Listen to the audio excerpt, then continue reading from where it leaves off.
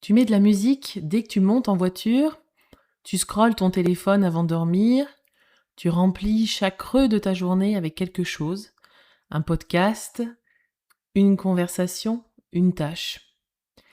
Et si je te demandais de t'asseoir en silence pendant 10 minutes, juste toi et toi-même, qu'est-ce qui remonte? C'est exactement ça dont on parle aujourd'hui, pas du silence comme pratique spirituelle, du silence comme miroir et de ce que tu évites de regarder. Bienvenue dans Mystère Sacré du Corps, le podcast qui t'aide à écouter ton corps sans te prendre la tête et à changer de vie en douceur. Ici, on parle de kinésio, d'émotions, de charge mentale, de transformation personnelle et de ces petits signaux que ton corps t'envoie quand il en a marre que tu fasses semblant que tout va bien. Je suis Julie, kinésiologue, maman, entrepreneur et grande exploratrice du lien entre le corps, l'énergie et la vraie vie. Si tu ressens l'envie de ralentir, de te réaligner ou de créer une vie plus juste pour toi, sans tout envoyer valser du jour au lendemain, alors tu es exactement au bon endroit. Installe-toi confortablement, respire un coup et laisse ton corps te parler. Alors le bruit est clairement une stratégie d'évitement. On vit dans une époque qui a rendu finalement le silence presque insupportable. Et c'est pas un hasard, c'est une offre qui répond à un besoin, ne pas être seul avec soi-même. Oh mon Dieu, quelle horreur! Et on le voit dans nos actions, si tu observes tes actions là dans le quotidien, tu vas te rendre compte que peut-être que tu allumes la télé quand tu es toute seule à la maison et ça permet bien d'occuper l'espace, de pas trop t'entendre penser et de pas trop ressentir les émotions à l'intérieur. Alors que tu fais tout peut-être pour ressentir les émotions, ressentir les choses subtiles autour de toi. C'est sûr que si tu as du mal déjà à éteindre cette télé, à éteindre la radio peut-être encore, ou à éteindre ton téléphone, eh bien je t'invite vraiment à te pencher là-dessus. Sans te juger toujours. On n'est pas là pour se culpabiliser, on est là pour se faire du bien justement. Donc l'idée c'est vraiment de s'observer et de voir ce qu'on peut changer. Et donc ce bruit permanent, alors qui vienne, comme je te le disais, de la musique, des réseaux, des podcasts, des conversations, eh bien c'est souvent une façon inconsciente d'éviter ce qui remonte dans le silence. Une pensée, une émotion, une vérité qu'on n'est pas prête à regarder en face et qu'on n'a pas du tout envie de voir. Et s'il y a un signal corporel qui est concret, c'est bien cet inconfort physique dès les premières minutes de silence. Ça peut être une agitation dans tes jambes, ou d'un coup, l'envie soudaine de faire quelque chose. Ou encore, eh bien, ta tête, ton mental qui s'emballe. Parce qu'il n'a pas vraiment l'habitude, le mental, d'être au repos. Il a plutôt l'habitude de fonctionner à 100 à l'heure, il a plutôt l'habitude de diriger, de contrôler les choses. Et là, on lui dit, mais ne fais rien, on se pose. Et si t'as pas l'habitude de faire ça, bah, tu sauras que c'est très inconfortable. Encore une fois, l'idée, c'est pas de te pousser à être dans l'inconfort, mais ce moment d'inconfort, finalement, c'est là où il y a la solution. Tu sais, c'est comme passer dans un tunnel, et après, il y a la lumière, peu importe cette lumière, mais ce tunnel-là, tu sens que ça va être étroit, que ça va pas être facile, mais que derrière, entre guillemets, il y a la récompense. Il y a ce que tu veux, il y a ce dont tu rêves.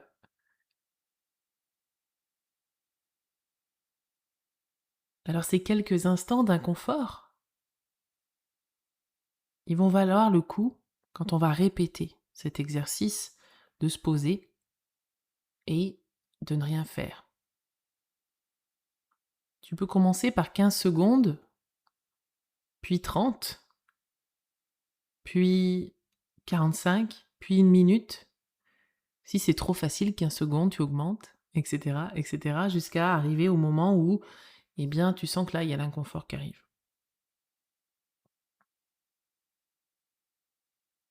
Ça peut être un super challenge d'été. Je pense que l'été, c'est le bon moment pour mettre ça en place, parce qu'on est moins quand même dans cette routine tout simplement, puis cette vie-là qui parfois nous bouffe et voilà, nous empêche de faire les choses qu'on a envie de faire dans notre semaine, qui est pleine d'obligations, qui est pleine de contrôle, oui, de devoirs.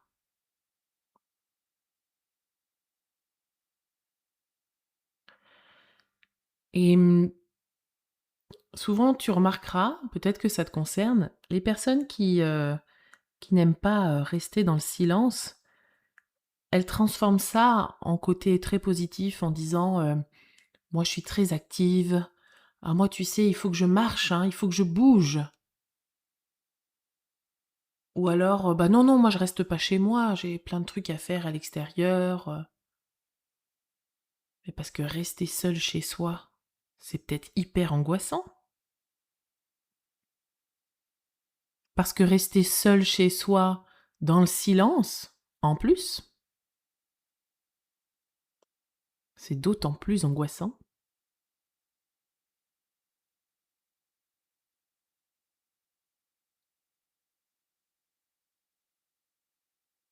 Et donc on va transformer ça en personnes très actives, en personnes très... Oui, qui ont de l'énergie. Alors oui, il y a de l'énergie, mais est-ce qu'elle est dirigée au bon endroit? Tu vois, ça me fait penser aussi aux personnes qui font plein de choses dans la journée, puis quand elles s'arrêtent, elles ont la jambe qui bouge.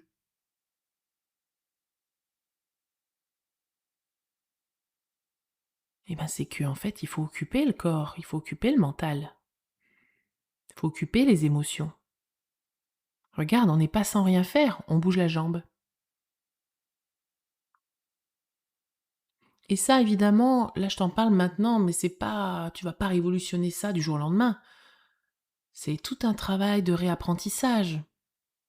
On passe notre vie à apprendre et à désapprendre des façons de fonctionner qui peuvent nous piéger à un moment. Si t'es fatigué, c'est parce que t'es tout le temps en agitation, en mouvement. Le faire, l'action, c'est différent de l'agitation. Et c'est là où il y a pas forcément de discernement, parfois.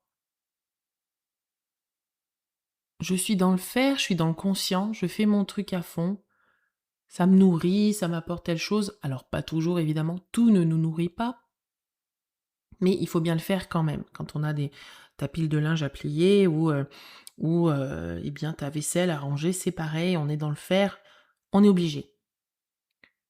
Là, on peut faire des choses un peu de manière automatique, parfois il y en a qui s'en servent même pour se connecter à des plans supérieurs, dans le subtil, parce que c'est automatique, t'as pas besoin de réfléchir. Bon, pourquoi pas. Mais quand tu es dans l'agitation, quand tu penses à 25 milliards de choses en même temps,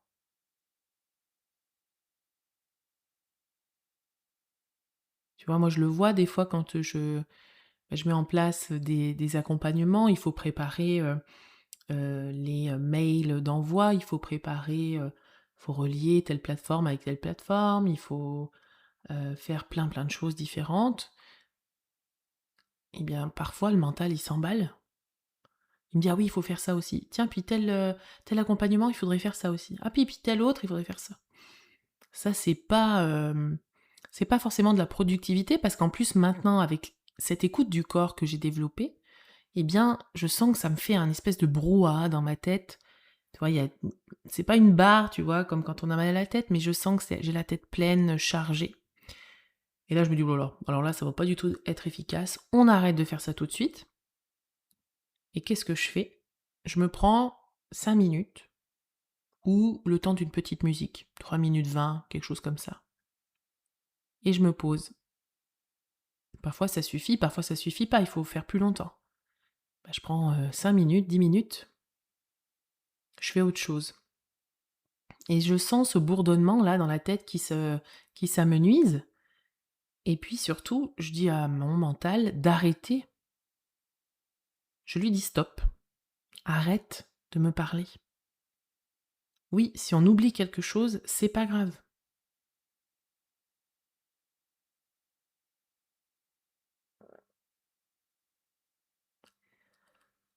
Alors c'est sûr, quand on est dans ce silence intérieur, on se rend compte que le silence, il contient plein de choses. En fait, c'est pas le vide, le silence. Il va être plein de choses qu'on a mis de côté. Des décisions non prises. Des émotions non traversées. Des désirs qu'on n'a pas encore osé formuler.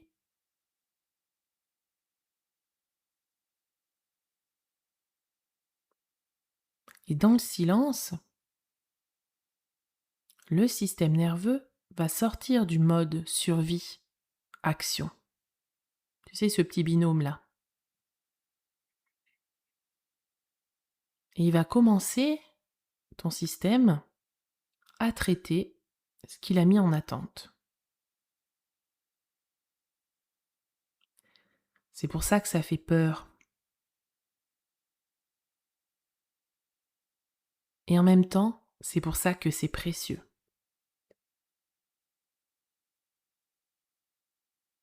Alors tu me diras, parfois il y a des périodes où on doit s'occuper plein de choses en même temps. Tu sais pas pourquoi, soit c'est ta journée, soit c'est ta semaine, soit c'était 6 mois, où il y a eu énormément de choses à travailler, énormément de choses à planir et énormément de choses à mettre en place. Et ça fait beaucoup. Mais s'il y a bien une chose que je peux te promettre, c'est que ça ne dure pas, ces moments-là. Alors 6 mois, ça commence à faire long, hein. Parfois c'est plus encore.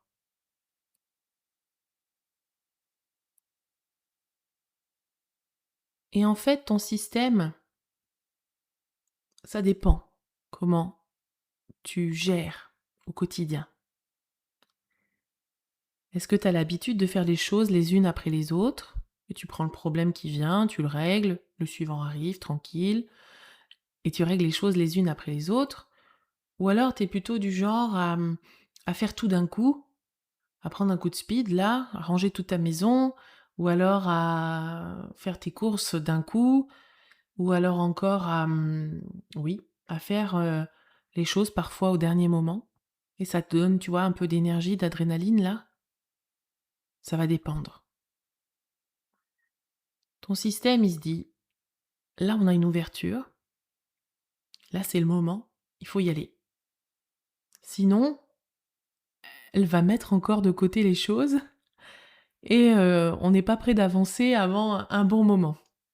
Donc qu'est-ce qu'il va faire? T'as créé une ouverture, et tant mieux.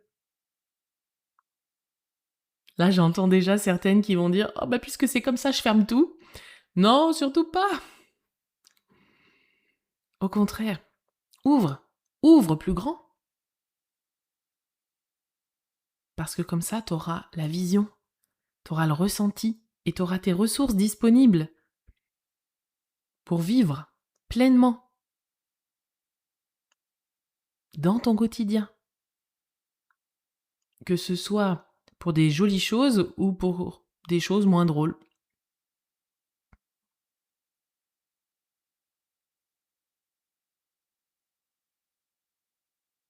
Eh bien, c'est en changeant ta façon de fonctionner.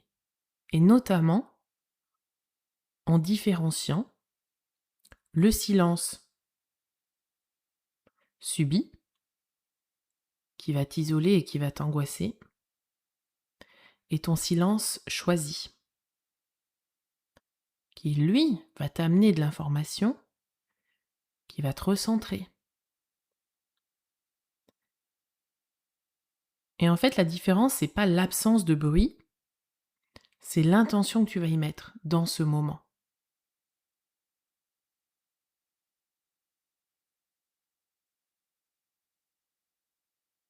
Donc, tu vas peut-être te rendre compte qu'il y a des choses qui sont pas justes dans ta vie en ce moment. Mais ça, tu le sais déjà. Mais le silence va permettre de faire ressortir ça en disant: ça nous va pas ça. Ça ne nous va pas. On veut changer, on veut évoluer. Et puis, une fois qu'on dépasse cet instant-là en disant: bon, ça me va pas, ou ça peut être aussi des moments de râlerie. J'en ai marre, je veux changer de boulot, j'en ai marre de l'endroit où je suis, je veux déménager. Bref, j'en ai marre de plein de choses. Donc ça, c'est le côté un peu râleur, mais on l'accepte. Moi, en tout cas, je l'accepte très bien. Donc je t'invite à faire pareil. Et une fois qu'on a râlé, on a un peu déchargé notre mécontentement, notre insatisfaction, eh bien, on peut passer à la suite. La suite, c'est: de quoi j'ai vraiment besoin? Qu'est-ce que je reporte depuis longtemps? Et c'est pour ça que des fois, on arrive à ce que j'appelle des coups de pied aux fesses bienveillants, ou alors comme des impressions de se prendre des murs dans la tête, parce qu'en fait, on a occupé tout notre espace et on n'a pas mis en place ce dont on avait vraiment besoin. C'est pas une punition que notre système il nous inflige. C'est plutôt comme une cocotte minute qui explose. Là, je peux plus supporter le dernier coup de vis qu'on vient de me mettre. Je peux plus supporter cette personne qui me parle mal. C'est la goutte d'eau. Et tu vois, c'est comme si on était déjà dans le rouge là depuis un petit moment. On est peut-être dans le rouge, on est peut-être même dans le violet, tu vois. Donc c'est bien parce que les premiers signaux soit n'ont pas été entendus, soit nos peurs prennent trop d'espace. Et ça, c'est quelque chose de vraiment bloquant, de vraiment freinant ces peurs. Tant qu'on n'a pas compris qu'en fait, c'était des forces et des signaux, elles aussi. Tant que tu verras pas tes peurs comme des alliés, tu vas rester dans cet immobilisme. Les peurs, elles sont là aussi pour te dire quelque chose. Donc, tu peux travailler tes peurs, tu peux les comprendre, mais tant que tu les accepteras pas comme des signaux, comme des alliés, eh bien elles vont devenir bloquantes. Et là, tu vas rester dans un contexte hyper inconfortable, alors que l'inconfort de sortir de ses peurs ou de au moins t'en servir comme propulseur, eh bien, ça te permettrait déjà d'être certes dans cet inconfort, mais ensuite d'avoir la fameuse récompense. Et tu vois, ça, pour moi, c'est tellement un sujet, c'est tellement quelque chose de, de fort et de puissant en soi, que j'en ai fait un cercle. C'est le cercle Phoenix que j'ai créé et qui va se produire le 31 octobre et le 1er novembre. On va vraiment être dans cette dynamique de je m'observe tel que je suis et je m'en sers comme une force. Donc je vais transformer mes peurs en force. Il n'y a pas de mystère en fait, il faut l'expérimenter.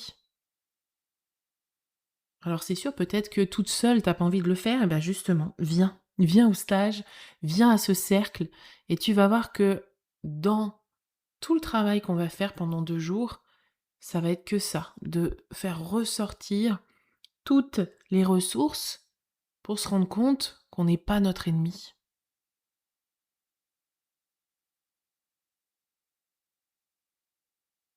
Quand on se bat contre un corps qui veut pas maigrir, quand on se bat contre des peurs qui nous étouffent, quand on se bat contre une colère qui détruit tout, qui gagne à la fin?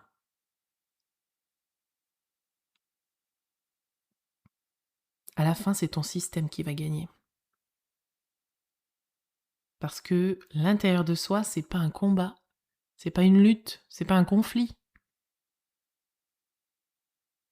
c'est une unité. Et je crois l'avoir déjà dit dans un autre épisode ou dans même plusieurs autres épisodes. Moi, je vois ça comme un capitaine avec son bateau et tous ses moussaillons, je sais pas comment on dit, tout son équipage.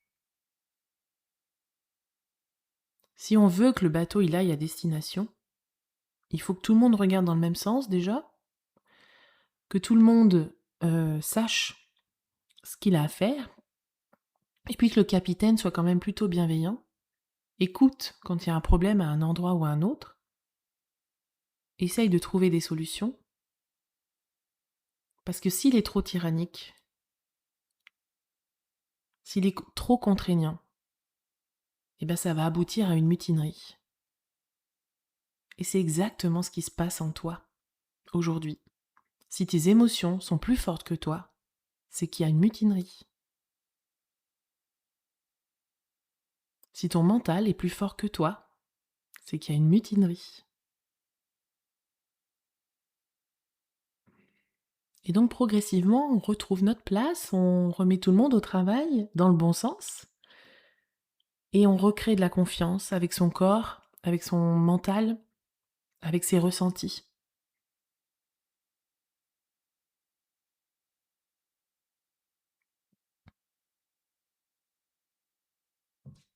C'est tout un programme, évidemment. Là, c'est juste pour t'ouvrir la conscience que je t'en parle. Mais bien sûr que euh, ça va demander un peu de pratique. Alors, ce que je peux t'inviter à faire, là tout de suite, c'est d'identifier ce que tu évites d'entendre en ce moment. C'est pas pour résoudre les choses tout de suite, c'est juste pour nommer. Ça peut être par exemple l'image d'une pièce qu'on n'a pas ouverte depuis longtemps.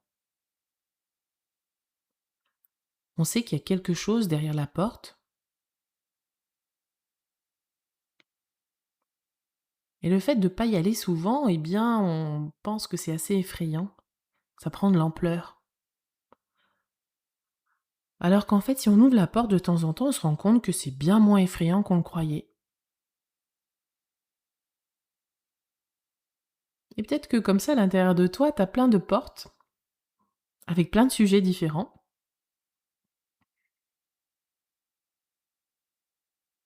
Et je t'invite à aller explorer tout ça, tranquillement, à ton rythme.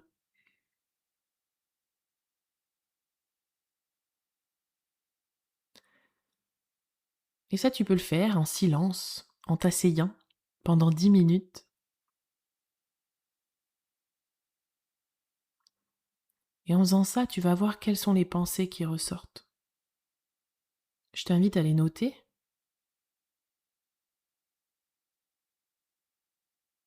Et parfois, ça, tu vas voir au début, ça n'aura ni queue ni tête. Ça va peut-être partir dans tous les sens. Ça, c'est le mental qui a besoin, qui se dit tiens, on me laisse parler, j'y vais. Et en faisant ça de manière répétée, eh bien, tu vas pouvoir justement, après, aller voir quels sont les thèmes qui reviennent tout le temps. C'est ça ton fondement, tes fondements. C'est les thèmes qui reviennent encore et encore.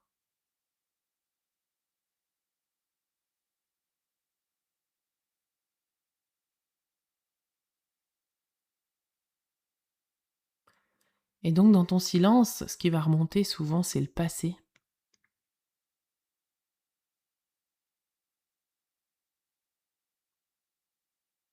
Et ça, on va reparler aussi la semaine prochaine. de ce qu'on fait, de ce passé. Et puis il va y avoir l'avenir aussi. Comment je vais faire? Qu'est-ce qui va m'arriver? Où je serai?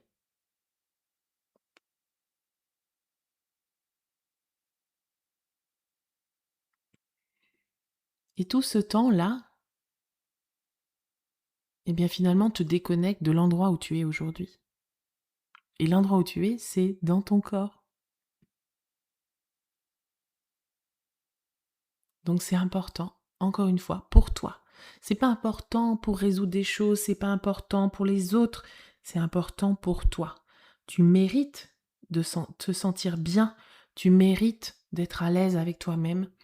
Donc tu mérites aussi, eh bien, d'être à l'aise dans le silence sans que ça te coûte quelque chose.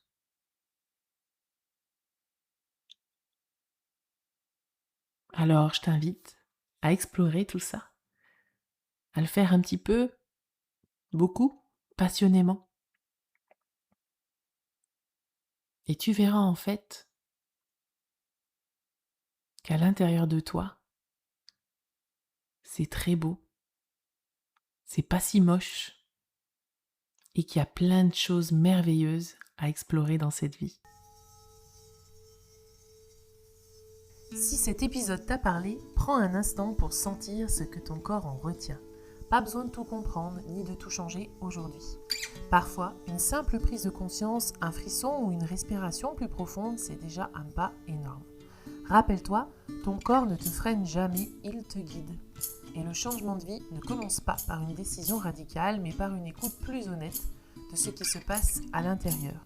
Si tu veux continuer à explorer ces mystères du corps, tu peux me retrouver sur Instagram @JulieLaKinésiobranchée pour des partages fun, vrais et ancrés dans le quotidien. Et si cet épisode t'a aidé, n'hésite pas à le partager à une personne qui en aurait besoin. Prends soin de ton énergie, fais-toi confiance et à très vite pour un nouvel épisode de Mystères sacrés du corps.